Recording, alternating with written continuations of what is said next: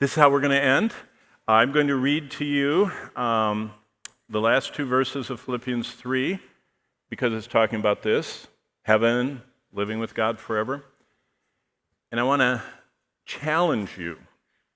One of the greatest things you could do is start looking forward to heaven. I know you think, oh, I've got so much I want to date and I want to get married, and boy, I really want to get married and I really want to live, and you're young and you have all these ideas. Yes. By the way, I can share with you that being married to Bonnie is like being in heaven, okay? I'm serious. To actually be with the person God designed and called you to share your life with, it's just a little taste of heaven. In fact, in the marriage ceremony in Ephesians 5, it says, we love our wife as Christ loves the church, and the wife loves the husband like the church is supposed to love Christ. And so, wow. I'm, as a husband, supposed to love her like Christ, and she, as a wife, is supposed to love me like the church. So we're kind of like, well, not even like, we are the most powerful, when we're married in a Christian marriage, the most powerful living, walking, talking portrait of Christ and his love for the church that there is. So I hope you have a godly Christian marriage because it's powerful. But heaven is Philippians 3, 20 and 21. For our citizenship is in heaven. This is Paul talking. And of course, Philippi was a Roman colony where they were granted citizenship because of their loyalty. You've already probably covered that in Philippi or in Philippians. Our citizenship is in heaven, from which we eagerly wait for our Savior, the Lord Jesus Christ. Why are we waiting and excited about being citizens of heaven? Verse 21. He will transform our lowly body that it may be conformed to his glorious body, according to the working by which he is able to subdue all things to himself. That is the most hopeful verse, because thinking about heaven is transformative. When we think about heaven, we think about the anchor of our soul, that the moment I was saved, Jesus tied a rope around me. The other end of it is tied in the Holy of Holies in heaven. He's holding the other end, and he's pulling me toward heaven. He will get me there. You remember what he said at the Lord's Supper to his disciples? He said, I won't drink the cup of the new covenant again until I drink it new with you in the kingdom of God, when you get to my presence. So he says, I'm waiting to get you home. What's he waiting for? Well, in Revelation, he's saying the church on earth, I'm going to get to heaven. The problems on earth I'm going to solve until I finally end it all at the great white throne, and the devil and all the unbelievers are going to be forever paying for their own sin. And there's nothing that can pay for sin but Jesus. If they refuse that payment, they have to try to pay forever. That's why hell isn't annihilation. An endless debt is owed, and an endless payment is required. Either you get the free gift of God, which is salvation in Jesus Christ, or you pay for it yourself forever. But this is where we are. We're in the seventh of the clear events, dwelling with God forever. The early believers had hope, those early saints, because they finally got to enjoy God's invitation. They saw what it was going to be like. This is the most amazing description of heaven in the Bible when we get to chapters 21 and 22.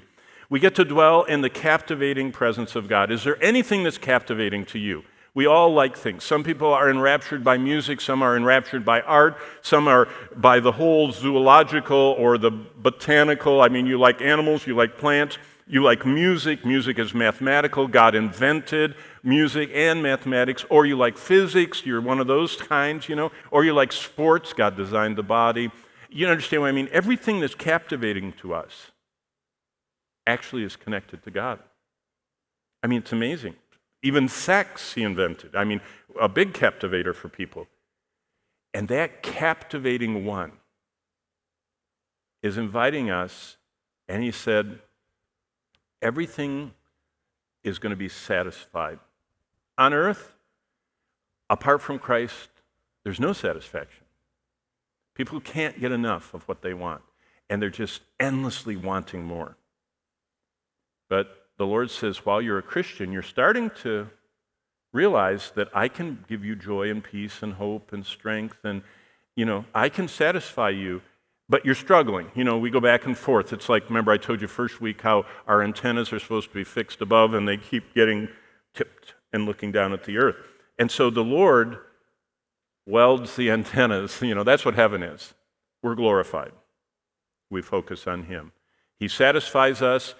He sustains us. Oh, by the way, did you know in heaven it doesn't mean that you're going to be self-sufficient and you don't need anything. You're going to spend your whole eternity traveling around, visiting, Alderaan and wherever the Enterprise went, all that. No.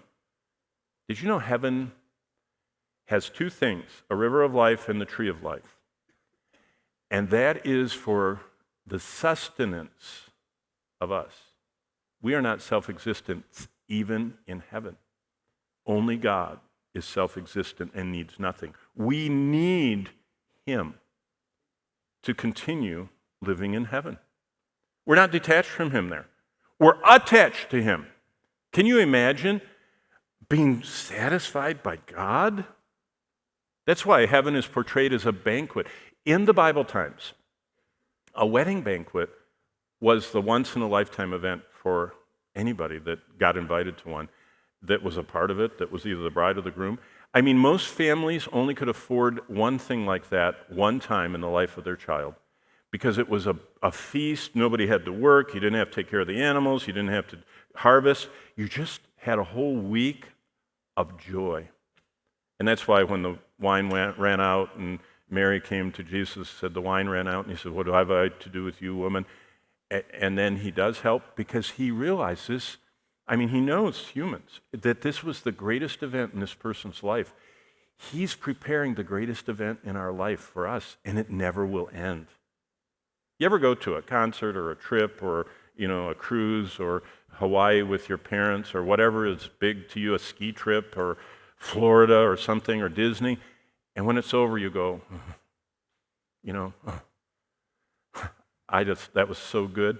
Heaven's never over. And it's better than all those things.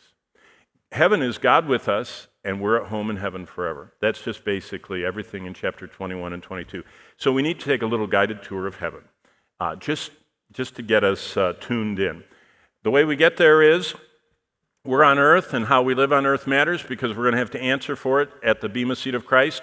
While Jesus is righting all wrongs, judging the world, returning, setting up His rule, flushing out the rebels, consuming them. They stand at the great white throne. We witness the end of sin and death and all of that, and we go to dwell in the house of the Lord forever.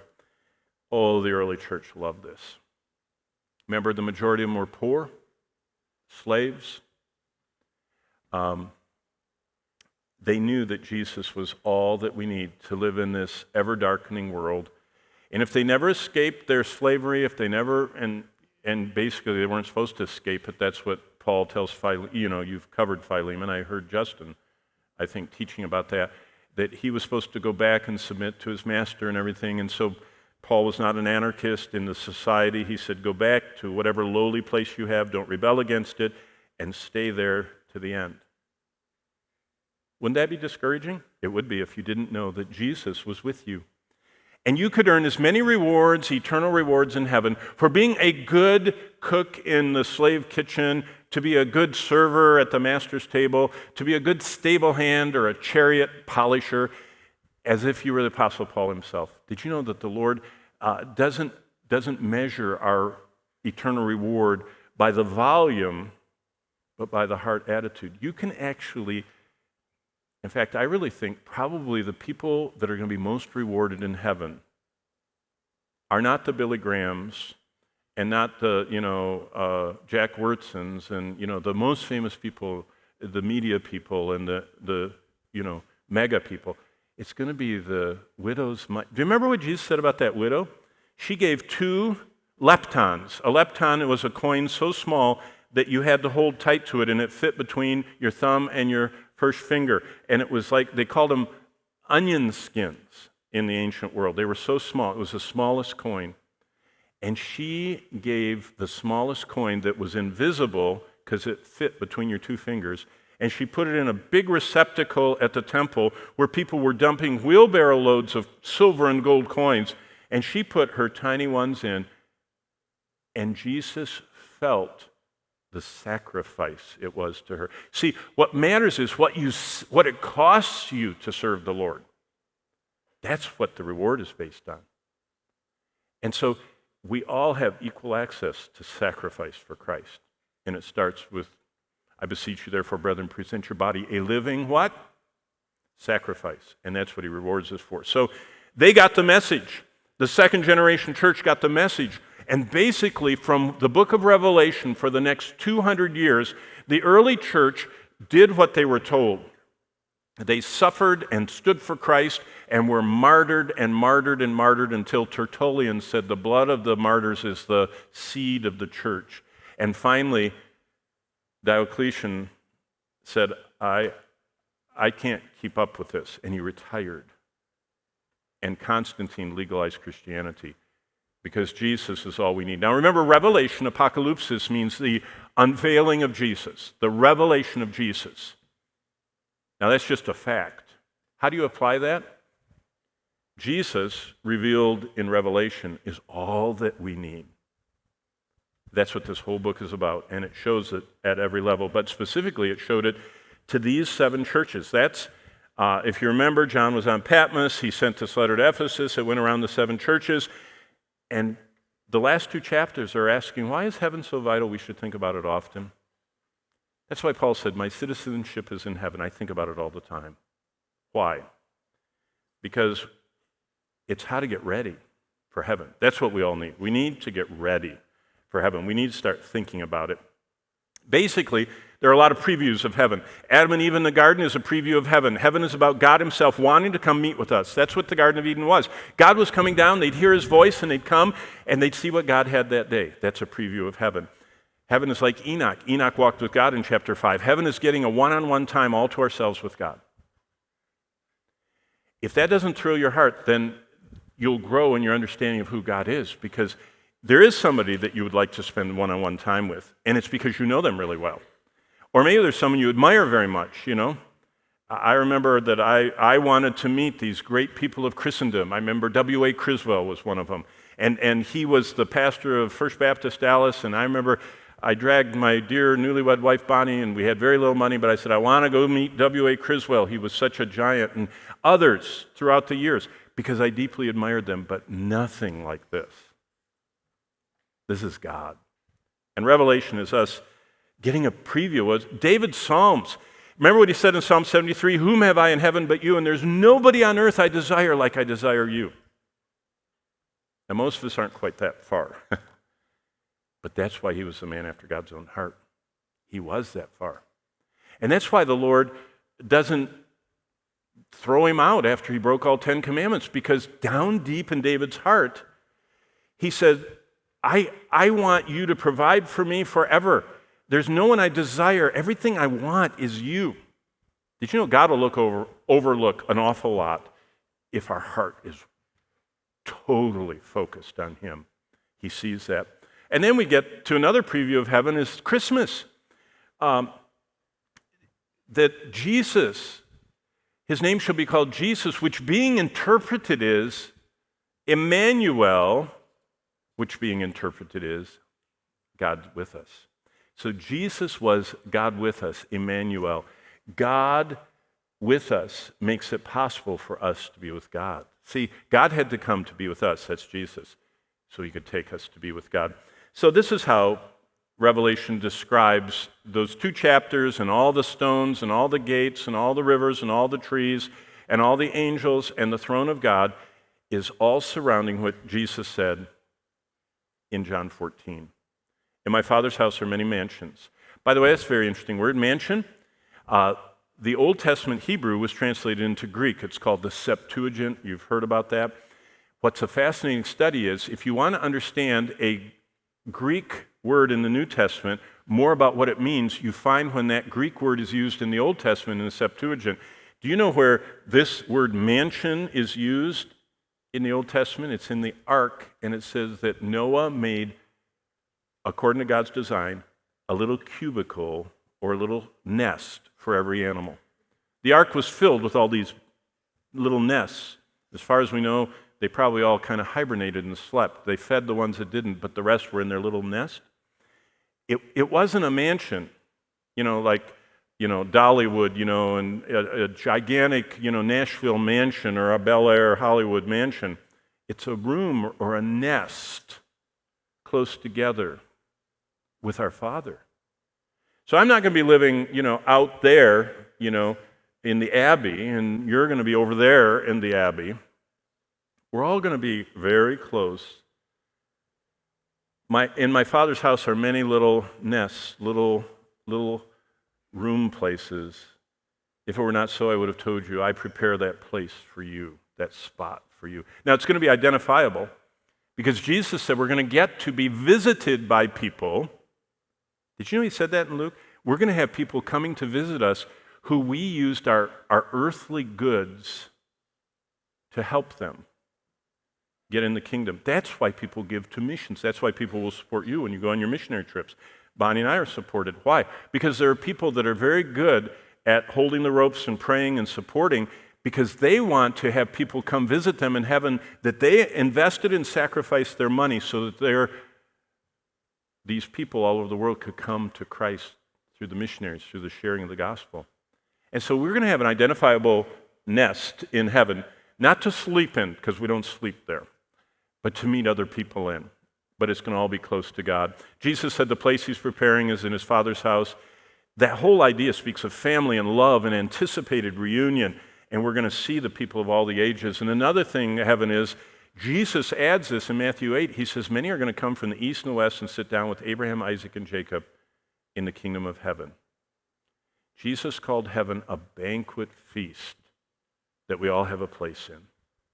They're going to sit at the table. Wow. I mean, that doesn't mean much to us because, we don't even have family dinners that much anymore. Everybody grabs their food and runs, grab and go. But heaven is like an unhurried, wonderful banquet. Our longed-for paradise. I mean, look how Paul, he got to see heaven. He got to go there. Remember when they stoned him to death? When he was there on the missionary journey and he was dead on the ground and the people surrounded him and then he came back to life. He tells us about that in 2 Corinthians. He said, I went in an unspeakable place and I experienced things that are beyond description and it made me long for heaven. I'm hard-pressed between the two. I desire to depart. After what I saw and know of Christ, I want to be with him. It's far better than this, but it's more needful for me to stay with you now, he said. And Paul added that when we're absent from the body here on earth, we're instantly present with the Lord there in 2 Corinthians. Peter adds a little dimension to Revelation 21 and 22. He said we all have a reservation there. He said in 1 Peter 1:4, we have an inheritance incorruptible, undefiled, that doesn't fade away, reserved in heaven. Wow. We have reservations at the most exclusive resort in the universe. Reservations. No gate crashers. Nobody that shows up at the last. We have reservations. The moment we're saved and that rope is tied to heaven and the Lord's winching us in. It's very secure. Do you remember what Abraham said in the bio in Hebrews 11:10? He waited for a city that has foundations, whose builder and maker is God. Remember, Abraham lived in a tent. Abraham never bought any land except a gravesite for his wife. Abraham never built a house. He just lived in tents. Why? Because he looked for a city that has foundations, whose builder and maker is God. You see why it's so important to think about heaven? What does God call Abraham, by the way? The only person he calls this, my friend. Now, he said, if you do my will, you're my friends and you're in my family. But in the Old Testament, Abraham got that title, friend of God. What was part of that? He waited for the city. He said, God, you're building something far better than I could spend my life building that I'm going to have to leave. I want the one that I'll never have to leave that you're making. It's our home forever. I love this. Sometimes we don't think about what this says. Surely goodness and mercy shall follow me all the days of my life, and I'm headed to dwell in the house of the Lord forever. When you follow your good shepherd, do you remember Jesus reduced his whole message to 2 words, follow me. If you will, if you keep following him, look where you end up, and I end up, to dwell in the house of the Lord forever. And finally in Revelation, John gets to see what David talked about. Heaven is going home with God to stay at his place. Isn't that neat? Do you ever have a friend that says, hey, why don't you come over to my house? That's this. This is God the Son saying, I'm going to shepherd you, and if you follow me, you get to come home with me to my Father's house. And I've prepared a place for you. And when I've prepared that place for you, I'll come again and receive you. So as soon as your place is ready, he comes to get us. So Revelation 21:22, and let's just, it's fascinating to read, and I've got the verses printed out, but I just can't help but reading these opening ones. Revelation 21:1, I saw a new heaven and a new earth. There's 2 Greek words for new. Use your logos. There's new, the same, new, different. Now, I love my Kiziks. They're the kind, they're great. You just put them on, and you can get your foot in them. They have this spring in the back so that the heel of the shoe never, gets stuck, and you have to move it. And they're really nice. My son bought them for me, and I love them. And so you know what? When these get all dirty and muddy and worn out and a hole in the bottom, I get a new pair of shoes. But they're not green, and they're not Nikes. They're new, the same. I could get new green, or red or whatever, Nikes. They would be new, different. Look at verse 1. I saw a new heaven. You're going to recognize it's going to look like the heaven the heavens that we see now, as far as space and stars and beauty and color and all that magnitude of stars, and a new earth. Earth is not going to have, brown water, pink grass, you know what I mean? The dirt, purple. No. It's God made the first one, and we're seeing it, even though it's in a fallen form. And the new one coming is going to be just like it, only brand new. See, that's what he's saying is, you already know what heaven's going to be like. It's going to be like the best of anything that you've ever found on earth that's wonderful, only exponentially better. That's why the early church that was suffering so much loved Revelation. They said, we don't get to enjoy the beauty of this earth because most of us are poor and starving and enslaved and everything else. But we can endure this for the little short earthly life we have because we can't wait to get there. Dave Hunt, the accountant that came to Christ and wrote so many great books. He used to speak here all the time in the olden days. Dave Hunt wrote a great book called Whatever Happened to Heaven. What a great title. You know what it's about? It says most Americans say, heaven can wait. I'm having such a good time now. Well, that's why persecution is good for us. And I can assure you that things can't continue in America like they've been the last 50 years. So I don't want to pop your bubble, but you all cannot expect to have this glorious expansion that we've experienced in America the last 50 years because the debt is coming due because nobody's paid for it to the tune of $34 trillion. And that tax burden is $250,000 each of you owe today, and it's going up faster than you can count. Each person owes $250,000, actually more than that. But that's amazing. So why should we look forward to heaven? Because it's new. I saw a new heaven and a new earth. What happens? The first heaven and the first earth have passed away, and there's no more sea. So what it says in verse 1 of 21 is that the old goes. Nothing physical is going to be left of this world or this universe. It's all going to be changed. Now, how it's changed, Peter tells us, the day of the Lord will come like a thief in the night, in which the heavens will pass away with a great noise. That's a fascinating thought. Have you ever heard a bomb explode or anything? You know what the witnesses that were at Alamogordo when we did the first atomic bomb, Oppenheimer, that whole thing, if you've watched the news lately, the sound of it was overwhelming. And people today in war zones say that the sound of explosions, well, you think about the explosion of the universe, it's a great noise. And look at this, the elements, stoicheia, the underlying, the foundational particles, we're talking about at the atomic level, we're talking about fission and fusion here. God actually breaks apart the nuclei of the universe. He's the one who invented, remember, like charges repel? All he does is let go and they repel. And there's that instant thermonuclear, and the elements melt with fervent heat. What is the temperature of the sun?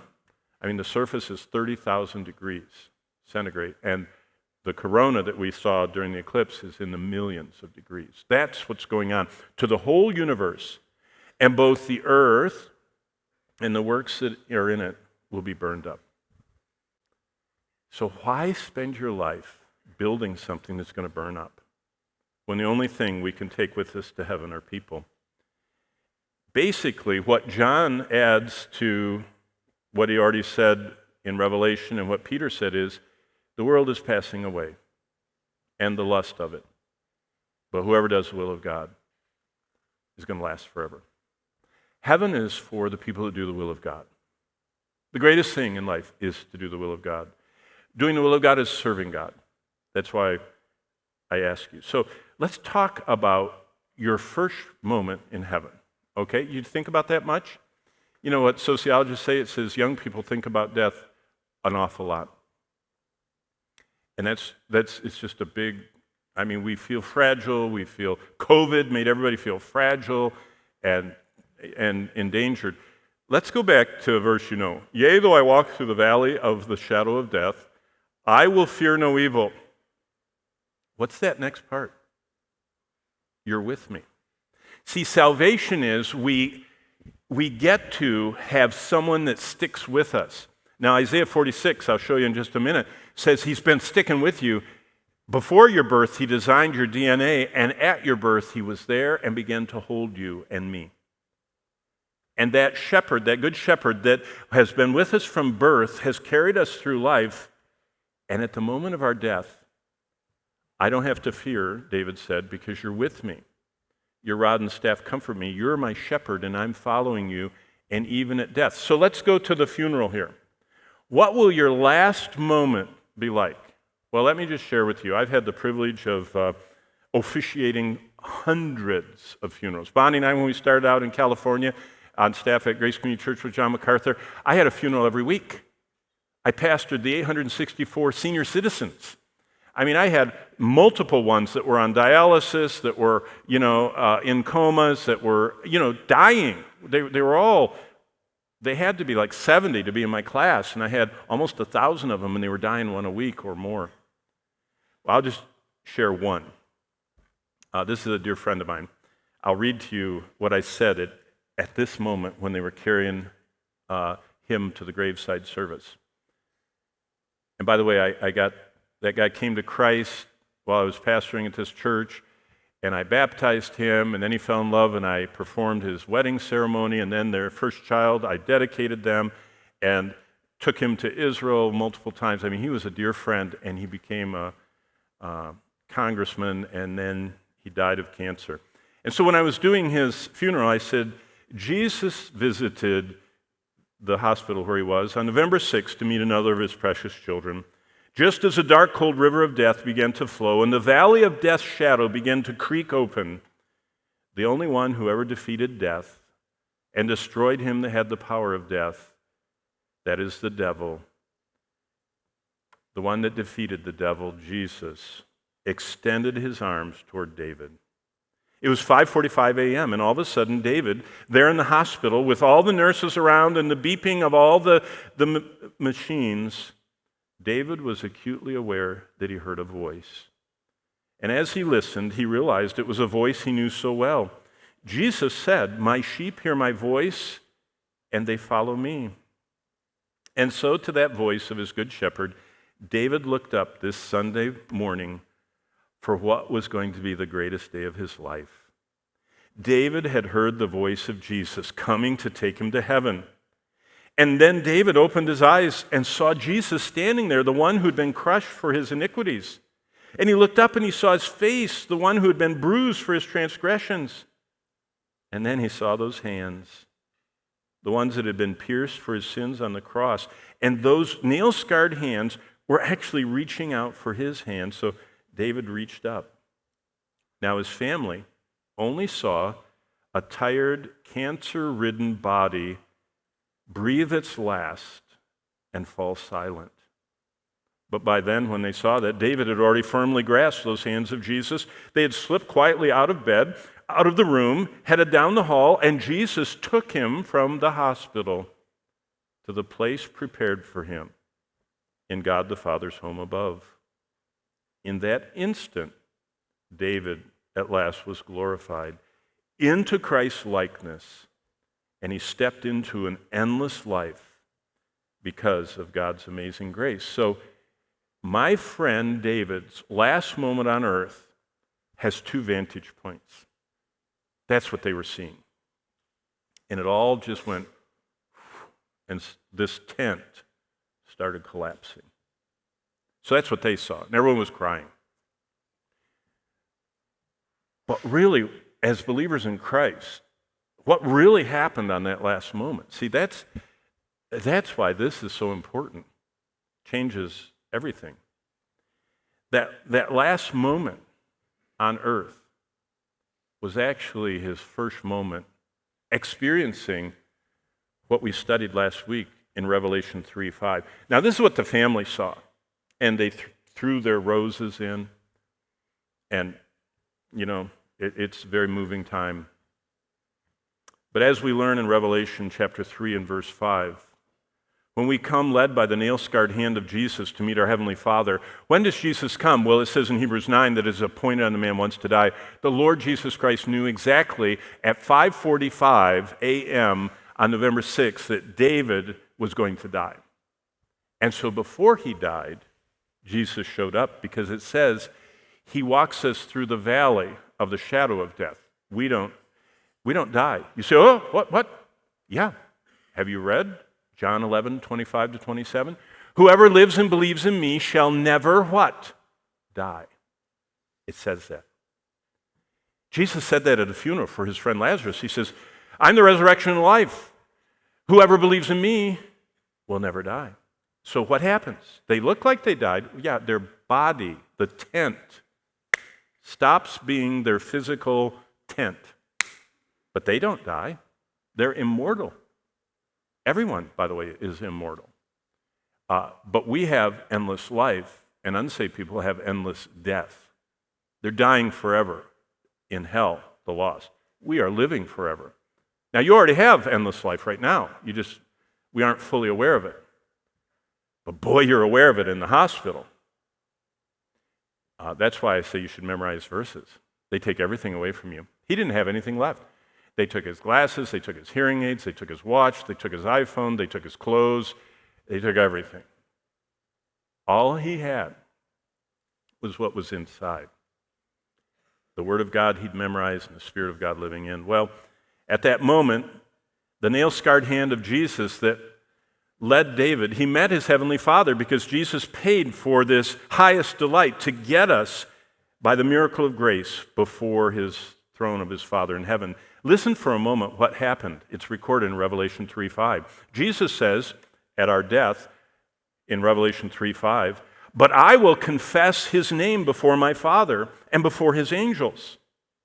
So at that moment, just before 6 a.m., David was taken by the hand. The Lord Jesus led him past all the marshaled ranks of angels, up the golden boulevards, past the cherubim and seraphim, all the way up to the throne of God himself. And then David heard Jesus call him by his new name and present him in person to God as his beloved child.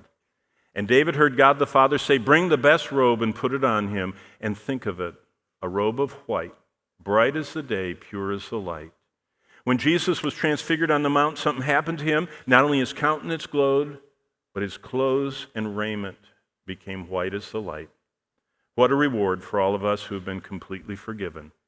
To have a robe like that draped around our shoulders, portraying the righteousness of Christ, and to be invited to walk the ways of heaven joining the saints of all creation and all history.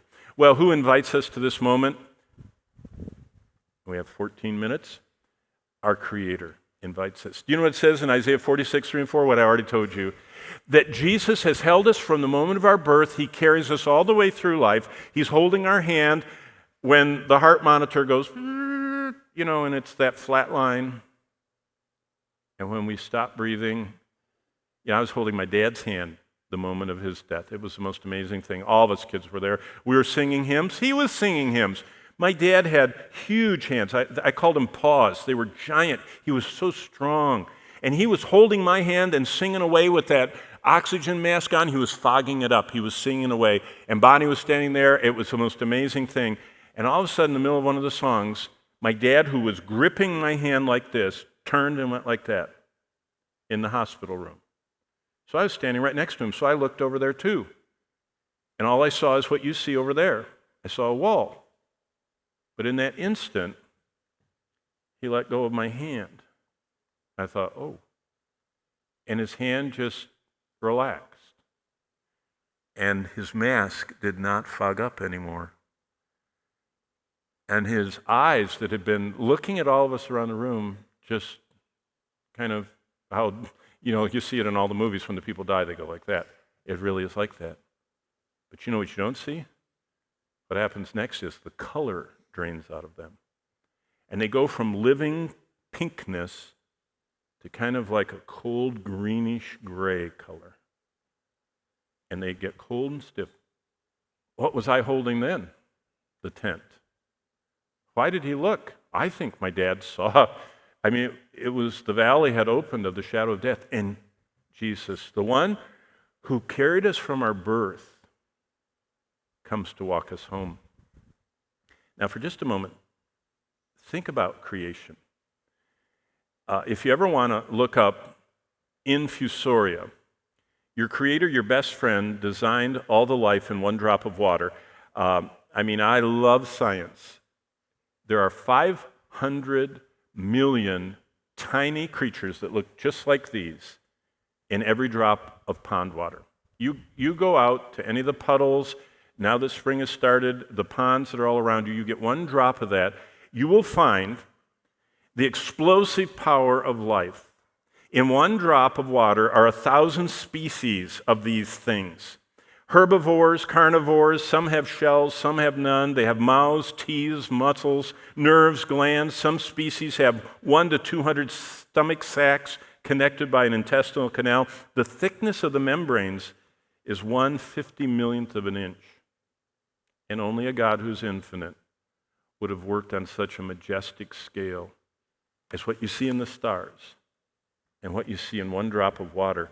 And those he did not create to go to heaven. And they're unbelievably intricate, colorful, full of life, full of movement. And most people have never even seen them or never will. But God designed them, keeps them all alive.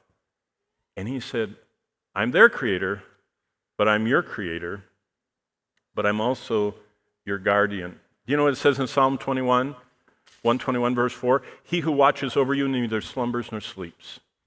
He has been the ultimate guardian. I know people want to have their burglar alarm and their gun in their bed. Modern Americans are so afraid that they have to have a firearm, some of them. God said, I'm the guardian you can trust. I'm the creator that you should remember through life. I designed you. I invented your DNA. Psalm 139 says that he's the one that wove us together in our mother's womb. He created us for some purpose. He built it. That's why I ask all of you, when I get to talk to you, I say, what do you love to do? I'm interested in what your inventor built into the very core of your operating system, and he designed you all the way around that. There's something you're designed to do that you're going to actually answer to the designer whether you did it, that no one else can do. Don't try and be someone else. Don't waste your life wishing you look like, or could sing like, or could talk like, or could earn money like, or could do sports like, or had the muscles of, or whatever of someone else. Because the part of you that God built into your genetic code is what he wanted you to be. And by the way, he picked your family and put you into it. He's also this. And let's see. Oh, good, we have enough time.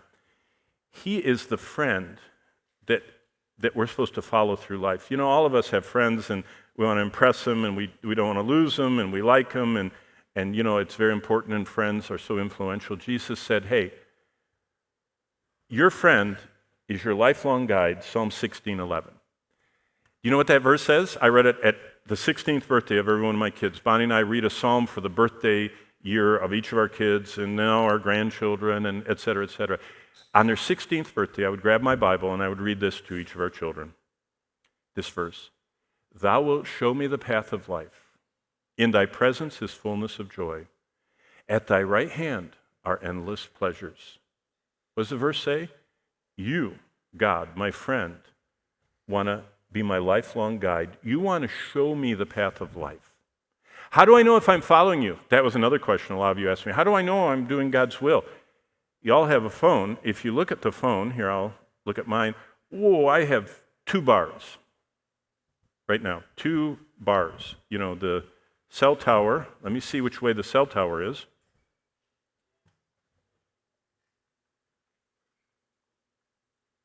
It's not going up to 3. You don't have very close cell towers around here for Verizon.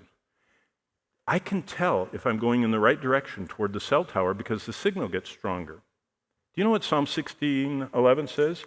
In your presence is fullness of joy. The closer you get to the Lord, the stronger the signal is, the more full of joy we are. When we get away from him, the signal weakens, and we don't have joy. And we don't have the rest of the verse, and at your right hand are endless pleasures. Someday we're going to stand before Jesus. And we're going to have to answer to him, did I live my life for you the way you designed me, what you called me? It's so clear I'm supposed to be rescuing the crashing passengers around me, unsnapping my seatbelt like Andy Meekins did, earnestly going down the aisle of the plane of life and telling people about Christ.